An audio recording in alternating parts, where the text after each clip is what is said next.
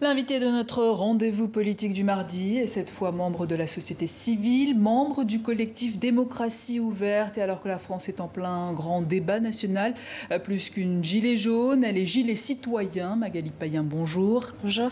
Alors après les gilets jaunes, les foulards rouges, les gilets citoyens, donc pourquoi cet énième mouvement ? Alors, cet énième mouvement, parce que le grand débat en fait, qui a été proposé récemment par le gouvernement ne nous convient pas à divers égards. Tout d'abord, la méthodologie mise en place manque de sérieux à notre sens. Je vais expliquer pourquoi. Et ensuite, on n'a aucune garantie que les propositions faites par les citoyens seront réellement prises en compte. D'où nos propositions en fait de mettre en place un observatoire d'experts qui vérifie la méthodologie et les effets du grand débat, et surtout la mise en place en fait d'une assemblée citoyenne tirée au sort qui Mais pourquoi il y a déjà 5 garants qui ont été désignés pour garantir cette indépendance. Ils ont fait leurs propositions hier.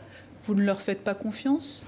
Alors, nous, ce qu'on aimerait effectivement, c'est que les garants, c'est une très bonne idée, il faut le faire, il faut vérifier que ces garants sont neutres. Mais dans la méthodologie, en fait, il y a deux soucis, si vous voulez rentrer dans les détails. Il y a un souci au niveau de la manière de poser les questions qui est déjà tronqué de base, c'est-à-dire qu'on va poser des questions sur le site internet qui sont par exemple quel service public serait-il bon de supprimer.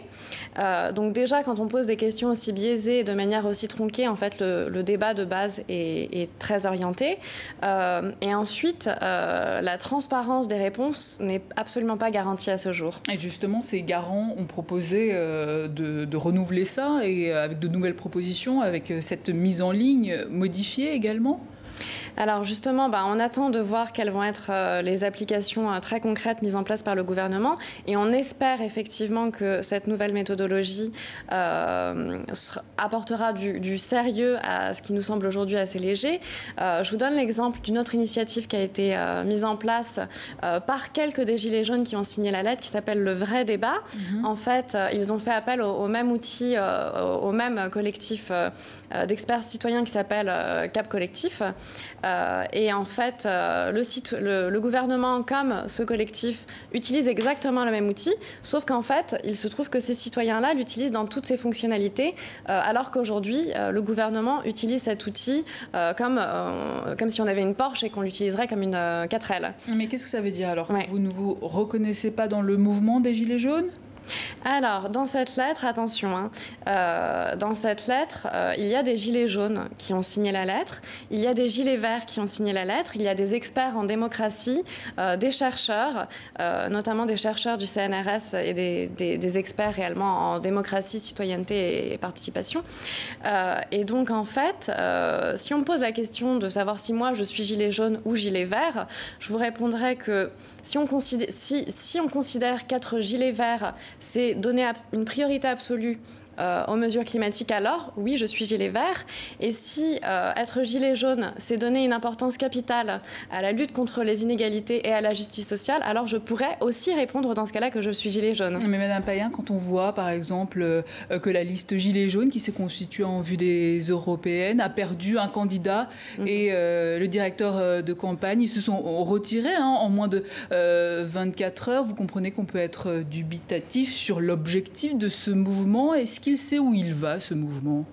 Alors, je vais plutôt vous répondre sur la méthodologie qu'on souhaite mettre en place avec l'Assemblée citoyenne tirée au sort qu'on propose de mettre en place au gouvernement et qui a fait ses preuves dans plusieurs pays comme l'Islande ou l'Irlande et qui nécessite une méthodologie à la base très rigoureuse, qui nécessite de choisir des animateurs neutres et indépendants. Et cette méthodologie en fait, qu'on propose de prolonger au-delà du grand débat nous semble être une réponse à la crise à la fois démocratique qu'on est en train de vivre, qui est très forte, à la crise sociale et à la crise écologique, qui sont à mon sens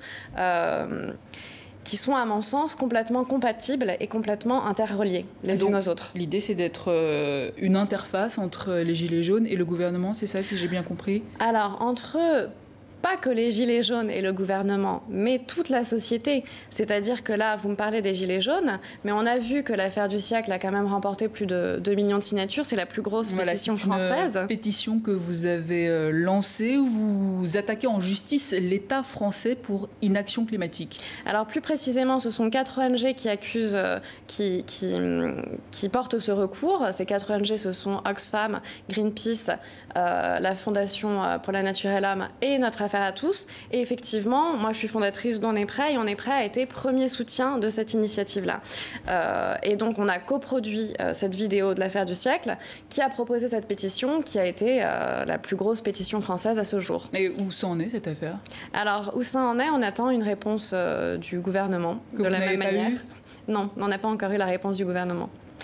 Magali Payen, merci. Je rappelle que vous êtes membre du collectif Démocratie ouverte.